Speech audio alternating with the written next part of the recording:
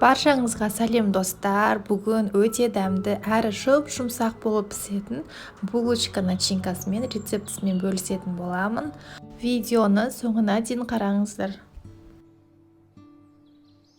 Ең алдымен бізге жылы сүт керек. Сүтті газға немесе микроволновкаға жылытып алсаңыздар болады. Қатты қайнаған емес, орташа жылылықта болу қажет.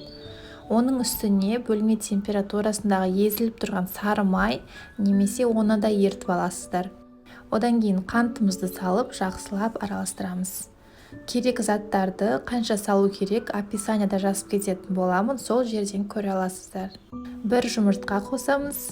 Оның үстіне ашытқымызды және тұзымызды салып, ең соңынан бір ас қасық сұйық майымызды құйып, жақсылап барлығын араластырып аламыз.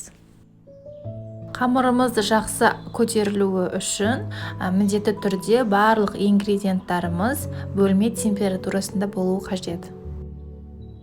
Енді біртіндеп ұнымызды қосатын боламыз. Ұнды міндетті түрде осындай жаңағы електен, осындай сеткамен өткізуіміз қажет, жақсы көтерілуі үшін. Басында осылай венчикпен араластырдым, кейін қолмен араластырып, жақсы жұмсақ қамыр шығарамыз. Міне қамырымыз дайын болды.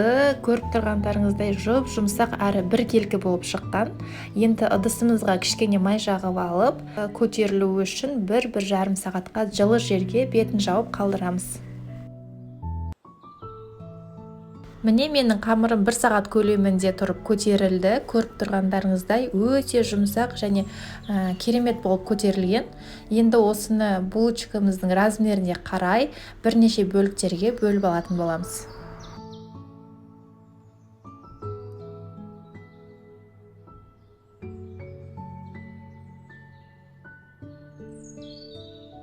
Мен осылай макты қосқан болатынмын.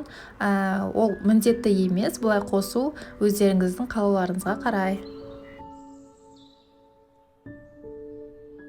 Мінекей барлық қамырымыз дайын болды. Бірнеше бөлікке бөліп, осылай мак жақтым. Енді мен начинкасына творог салатын боламын. Сіздер басқа да варенье немесе вареная сгущенка салсаңыздар болады.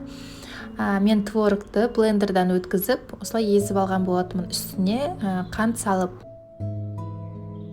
Енді қамырымызды осылай жайып аламыз, домалақ емес, бұлай сопақша етіп, формасына қарай. Одан кейін начинкамызды салып, жақсылап, жан-жағын жабатын боламыз. Себебі қатты жабыстырмаса, ол ашылып кетеді. Көріп тұрғандарыңыздай осылай кесіп аламыз. Әдемі форма шығу үшін. Одан кейін тағы да бір қабат айландырып, осылай жаңағы немізді, булочкамызды жасаймыз. Міне осындай әдемі булочка шықты.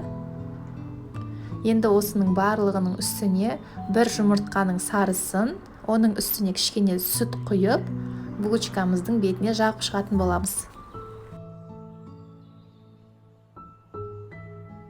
Дайын болған булочкаларымызды 30-35 минут көлемінде 180 градуста пісіріп алатын боламыз. Булочкамыз пісіп, дайын болды. Көріп тұрғандарыңыздай өте жақсы көтерілген, жақсы пісіп шыққан, әрі жұмсақ. Сіздер де міндетті түрде осы рецепт бойынша жасап көріңіздер. Менің каналыма тіркеліп, лайк басып қойыңыздар. Назарларыңызға рахмет.